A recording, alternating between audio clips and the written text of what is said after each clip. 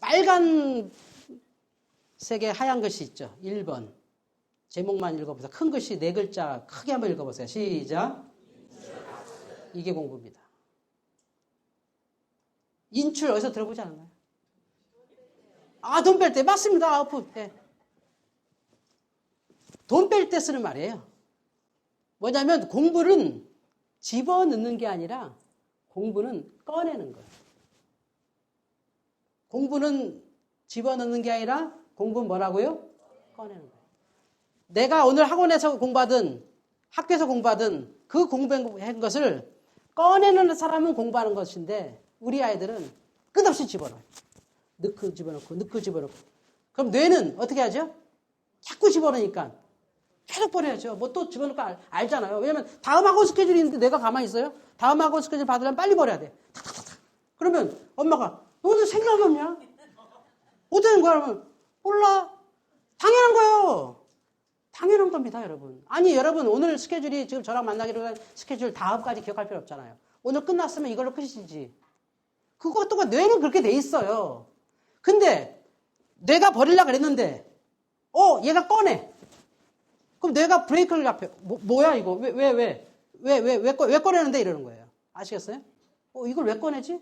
이거 버리는 건데 이거 단기 기억인데 이거 단순 정보고 이거는 버렸다가 다음에 또 배우면 되는데 했던 뇌가 긴장을 합니다. 메타인지가 일어나기 시작해요. 뭐냐면 뇌가 긴장해요. 우리 가정 얘기해 볼게요. 애들이 장난감이랑 물건 있을 때 엄마가 보기에 참 좋은 물건이 있고 별것도 아닌 물건이었는데 애가 별것도 아닌 물건을 자꾸 만지고 좋아해요. 엄마가 방이 좁아서 뭐 하나 버려야겠어요. 좋아 보이는 거를 버려야 될 것 같아요. 자꾸 만지는 걸 버려야 될 것 같아요. 예. 아까워도 좋아 보이는 걸 버리지 애가 자꾸 만지는 걸 엄마가 절대 못 버려요. 예. 우리 집에도 20년 된 곰인형 하나 있어요. 못 버려요 그거. 뇌는요. 꺼내 쓰는 걸 절대 못 버려요. 그게 다행이죠. 근데 메타인지가 되는 인간은 스스로 돌아보기 때문에 내가 뭘 모르는지를 알아요. 수업 끝나면 선생님이 자 질문 있으면 질문해.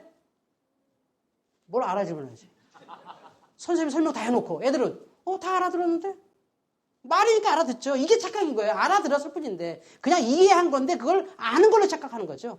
모르는 거 없겠던데? 다 그렇다는 얘기 아닌가? 이게 기가 막혀요. 그거 아는 거 아닌데. 그러니까 이 인출을 통해서 내 걸로 만드는 거죠. 그러면 그게 어떻게 인출합니까 도대체? 선생님 그거 좀 갖다 주세요. 보스노트. 이겁니다. 저희 이제 우리 교회 선생님이 갖고 오신 건데 저희가 하는 이 인출 방법, 아이들 공부하는 방법을 잠깐 실물로 한번 보여드릴게요.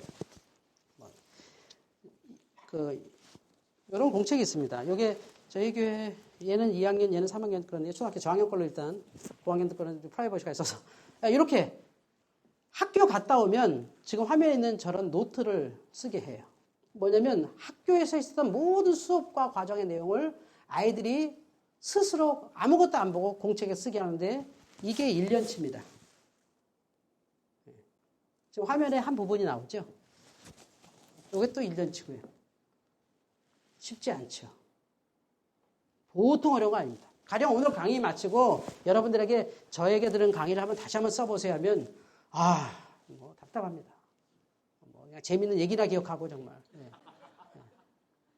이게 인출인데 이게 진짜 공부거든요. 저희 교회는 이걸 굉장히 중요하게 여깁니다. 이 복습노트를 쓴 인간만이 자기가 뭘 모르는지를 알아요. 써보면 뭘 모르는지를 알아요. 뭘 아는지가 중요한 게 아니거든요. 공부 잘하는 아이들과 못하는 아이 구별해서 미안합니다만 굳이 따지자면 시험 끝나면 공부 못하는 아이들은 몇 개 맞았는지를 체크해요. 그리고는 이거 찍었는데 맞았어. 1등 올라갔다. 공부 못하는 애들은 어떤가요? 공부 잘하는 애들은 틀린 걸 파고들고요. 그것 때문에 웁니다. 그리고 그 틀린 걸 밤새 집에서 다시 확인해요. 이거 도대체 왜 틀렸는지. 공부 잘하는 애들은 오지선 나연 중에 아는 게 나오면 딱 찍죠. 공부 못하는 애들은. 공부 잘하는 애들은요. 오지선 가운데 답은 맞췄지만 오지선 나연 가운데 이해가 안 되는 부분을 갖고 또 밤새 공부해요. 답은 맞았어요. 매치가 되니까. 문제에 매치가 되는 게 3번에 있는데 4번 지문이 낯설어요. 그럼 그거 갖고 또 공부해요. 이게 복습노트. 진짜 공부죠. 어때요? 슬슬 애를 낳고 싶지 않나요? 이걸 안 하고 크셨잖아요. 이걸 안 하고 공부하니까 별표는 기억나는데 내용은 기억 안 나는 거예요. 중요하다는 선생님의 표정은 기억나는데 왜 감각 기억이니까. 중요한 내용은 하나도 모르겠어요. 심지어 그림을 그려가면서 외웠는데 그림의 순서는 알겠는데 그 안에 내용은 나오지 않는 거예요. 기억에 의지하면 이래요. 물론 머리가 좋은 애들은 그 기억으로 일부 성적이 나기도 해요. 중학교 1학년까지 그렇다니까요. 근데 중학교 2학년 이상 올라가면요. 감당이 안 됩니다. 그게. 이 기억으로 공부할 수 있는 내용이 없어요. 특히 뭐 우리가 뭐 설행하지 마라 하는데 사실 중학교 1학년 수학 기준으로 중학교 1학년, 2학년, 3학년 1학기 책들이 고등학교 선행이거든요. 같아요, 사실은. 그런데 우리는 그게 안 되고 고등학교 올라가니까 중학교 수학과 고등학교 수학 전혀 안 되고 중학교 수학과 초등학교 4학년 수학 전혀 안 되는 아들이 부지기수를 누르면서 초등학교 4학년 때 분명 100점 맞은 애가 중학교 3학년 때 수학을 포기하더라는 거죠. 이거 초등학교 4학년 수학을 몰랐던 거예요. 100점을 맞았는데도 불구하고 그걸 몰랐던 거예요. 학원에서 훈련된 대로만 그냥 시험 봐버리니까. 이 진짜 내용을 모르는 거예요. 수학 내용을. 실제 국어가 안 됐어요. 걔는. 국어도 안 되면서 수학 숫자 놀이를 100점 맞고 나중에는 아무것도 안 되는 거죠. 그래서 복습 노트를 꼭 써야 돼요. 복습 노트를 쓰는 훈련이 교회가 참 중요한 사역입니다. 이거를 보통 1시간. 처음에 우리 교회는 초등학교 2학년부터 하는데요. 하여튼 이거 제가 시키느라고 정말 손가락 부러집니다. 왜 손가락 부러지냐면 얘들이 이거 방송에서 큰일 났네. 편집해 주시고 딱밤 때리거든요. 쉽게 말해서 공부하고 싶은 애가 어디 있어요. 일기를 쓰라면 쓰겠는데 복습 노트는 못 쓰겠대요. 근데 그걸 3개월 하면 나옵니다.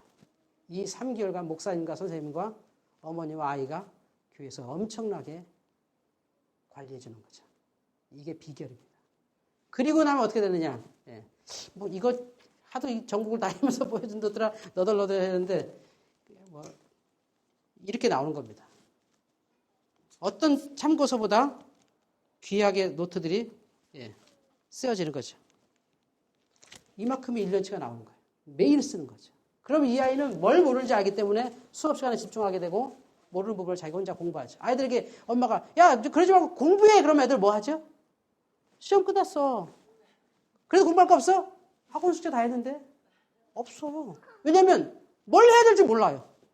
다 아는데 학원에서 배웠는데 보세요. 할 게 없죠? 그러니까 뭐 하냐면 SNS 하는 거예요. 여자애들은 그림 그리고 남자들은 축구선수를 꿈꾸고. 공부가 안 되는 거예요. 사실 공부 안 하고 있는 거예요. 학원 열심히 다니면서 공부 안 하는 거예요. 아까 얘기했잖아요. 11% 아이들도 정말 그렇게 성적이 잘 나오는 애들도 설 데가 없어요. 대한민국에. 오죽하면 걔네들이 우리나라를 지옥이라고 말해요. 더 이상 어떻게 하느냐 이거죠. 막 화를 내 애들이. 내가 더 이상 어떻게 하느냐. 나는 개인 시간도 없이 학원 다녔다. 하나님 다 했다. 잠도 안 잤다. 하도 잠이 부족해서 학교에서 잤다. 근데 그건 이해가요. 학교에서라도 잘 살지. 학원 갈 거니까. 오후에 건강한 컨디션을 학원 가야 되잖아. 그러니까 이 복습 노트를 안 쓰면 공부가 안 돼요. 정말 중요하죠. 복습 노트를 통해서만 이게 자기가 무엇을 모르는지를 인식할 수 있기 때문에. 꼭 이 서남대 모든 교회 아이들이 교회에서 생각은 안 하더라도 복습 노트 한번 시켜보세요. 정말 이건 비밀입니다. 모든 아이들이 중학교 3학년까지 모든 아이들이 복습 노트를 쓰기 시작하면 애들 자세가 달라져요. 그 다음에요. 이건 좀 어려운 얘기인데 정교화는 뭐냐면 이 인출학습 복습 노트 썼잖아요. 그 다음부터 여러 가지 방법을 통해서 복습 노트를 통해서 모르는 게 반드시 나오잖아요. 그 부분을 파고 들어가요. 아이가. 아까 얘기한 것처럼 야 공부 좀 해. 그러면 숙제했어. 시험 공부 다 했어. 그거 정말 공부 아니거든요. 그런데 복습 노트를 쓰는 애들은 자기가 뭘 공부할 게 스케줄이 나와요.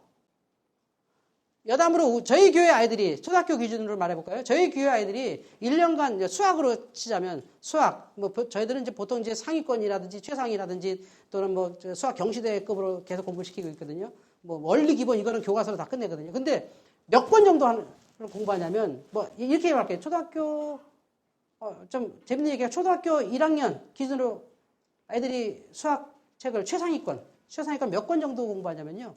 17권을 합니다. 상상이 안 가죠. 갖고 올 거 그랬네. 그지? 17권을 풀어요. 그리고도 시간이 남아요. 지가 공부하니까. 근데 우리 아이들이 학원 가면요. 3권 못 풉니다. 물론 1년 1학기 2학기 포함해서요. 그러니까 공부도 제대로 안 하고 수학을 끊어버리는 거예요. 그러니까 수학이 빵꾸가 나서 아무것도 못하죠. 이게 정교화예요. 그리고 뭐 이제 자유도 학습이 이제 정교화에서 나오는데 이거 두 번째 강의 때 자세히 설명할 거고요. 반추라고 해서 이게 어떤 형태로 물어봐도 알 수 있는 방법까지 올라가야 메타인지가 되는 거예요. 쉽게 얘기해서 아까 내비게이션으로 길을 온 사람은 길을 잊어버리지만 혼자 물어물어 온 사람은 심지어 고척동에 빌딩이 새로 생겨도 알아볼 거예요. 가령 저도 예전에 이 고척교회 와봤는데 이 예배당 없을 때 왔거든요. 빨간 예배당에서. 여기 딴 데가 됐다. 저 옛날에 저거 없었는데 알잖아요, 제가. 그때는 내비게이션이 없던 시대에 제가 왔거든요. 아주 젊었을 때. 그러니까 이게 바로 메타인지를 통해서 기억하고 있는 거예요. 그러니까 메타인지를 통해서 기억하는 애들은 자기가 어떤 과정을 모르는지를 알기 때문에 그게 공부가 파고 들어가지는 거예요. 대부분 애들은 시키는 대로만 죽으라고 외워요. 좋은 책, 좋은 교재, 학원 선생님이 찝어준 얘기, 뭐 한 거 계속 하면서 얼마나 많은 구멍이 나는 공부를 하는지 몰라요. 자기는 다 했어요. 할 바 다 했잖아요. 시키는 대로 다 했으니까. 그런데 뇌는 버리고, 자기도 모르고, 모르는 게 뭔지 모르고. 예. 그런데 정말 머리 좋은 애는 11%로 끝나요. 11%면 영재라니까요. 15% 정도는요, 정말 대한민국 인재입니다. 저는 한 30%까지 잡아줬으면 좋겠어요. 정말 열심히 하는 애들은 30% 이상이거든요. 근데 우리나라 대한민국 30%가요, 설 데가 없어요. 지금 많은 분들이 무슨 대안학교를 막 얘기하시더라고요. 대안학교는 지금 학교에서 적응 못하는 애들이 이제 하는 학교가 많고 또 아주 잘하는 애들이 하는 학교 있는데 저는 개인적으로 이렇게 생각해요. 정말 대안학교는 어디가 필요하냐면요. 11%부터 20%, 30% 애들이 대안학교가 필요해요. 왜냐면요. 여기 혹시 대안학교 하실 분 제 아이디어 좀 들어보세요. 애들이 왜 고등학교 가면 공부 안 되는지 아세요? 따라갈 시간이 없어요.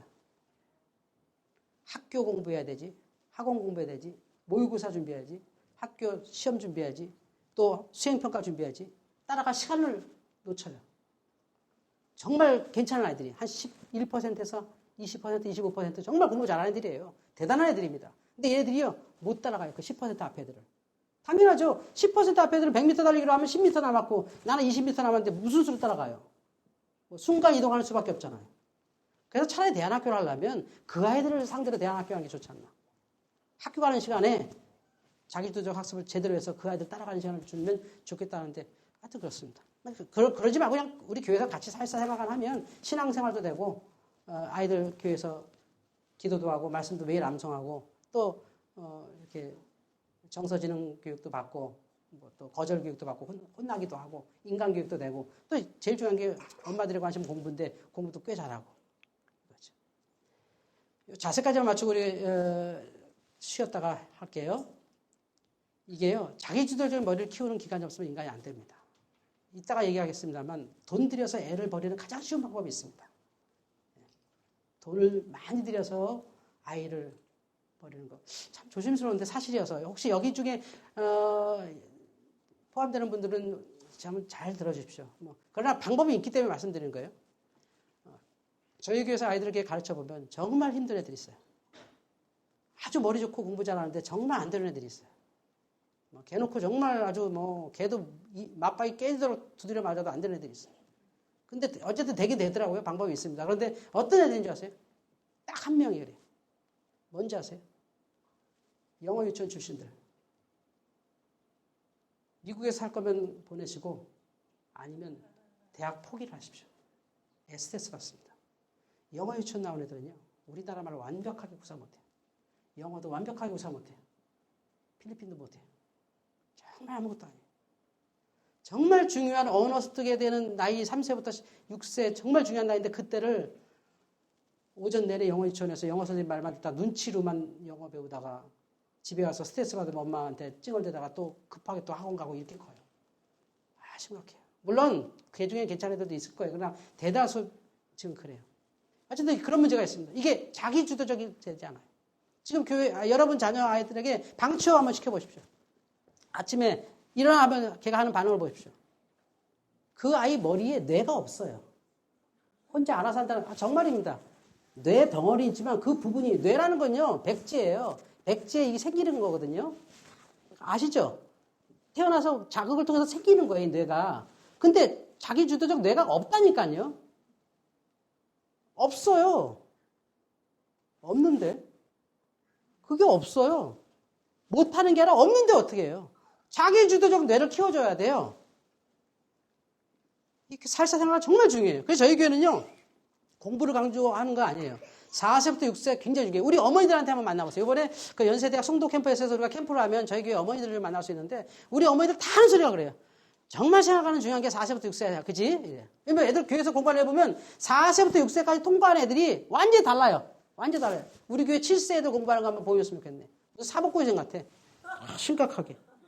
기억에다 아까 뭐더라? 기억에 목사님이 생각하라고 그랬어. 외우지 말았어. 이러고 있어요. 그런 아이들이요.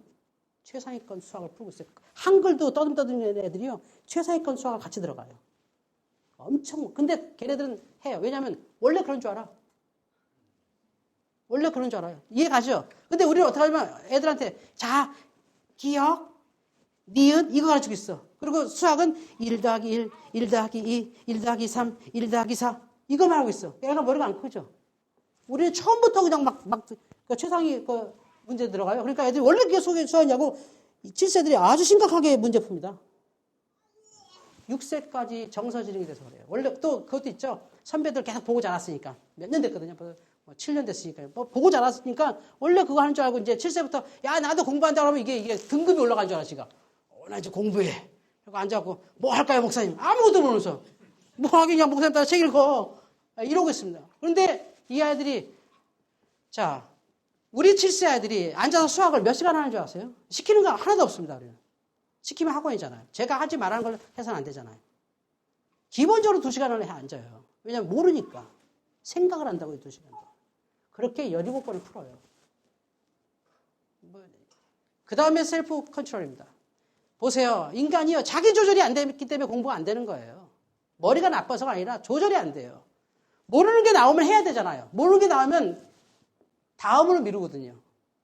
그래서 공부를 못 한다는 거죠. 자기 조절. 이거 굉장히 중요한 거. 이건 교회만 가능한 겁니다.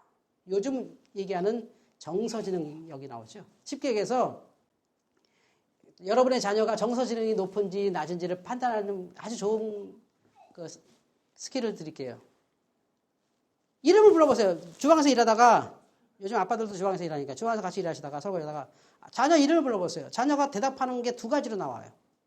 네와 왜로 대답해요. 자, 네로 대답하면 내 자녀 맞습니다. 왜? 끝났어요. 이게 정서적인 약한 애들이에요. 엄마 왜? 이게 뭔지 아세요? 궁금해서 왜가 아니라 엄마가 답하기에 따라서 반응하려고.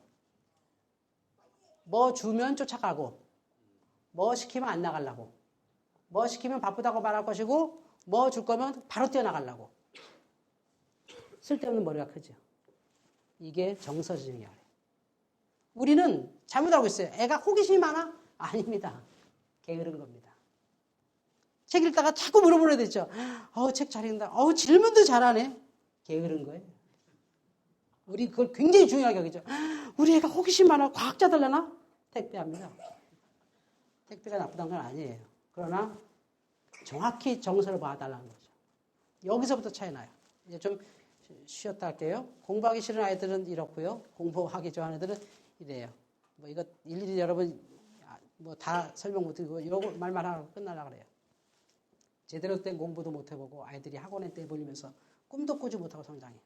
한 번도 제대로 실컷 공부도 못 해봐요. 그런데 스케줄 따라 정시없이 학원 갔다가 초등학생도 밤 7시에 들어가요. 태권도복 입고 영어학원에 피아노 가방에다가 학원차 옮겨 타다가 녹초가 돼서 집에 가요. 그리고 게임 한번 하다가 쓰러져 자요. 받아쓰기 준비한 다음에. 이게 우리 애들이에요. 이게 가정과 사회, 교회가 고스란히 떠나야 돼요. 첫 강의하면서 제가 그랬어요. 목사님들 가운데 또는 어떤 집사님들 가운데. 아니 뭐 교회가 뭐 애들 뭐 대학 잘 가야 돼? 그게 인생의 다야? 뭐 대학 못 가도 얼마나 잘 살 수 있어? 맞습니다. 공부를 잘하는 아이들이 우리의 목표가 아니에요.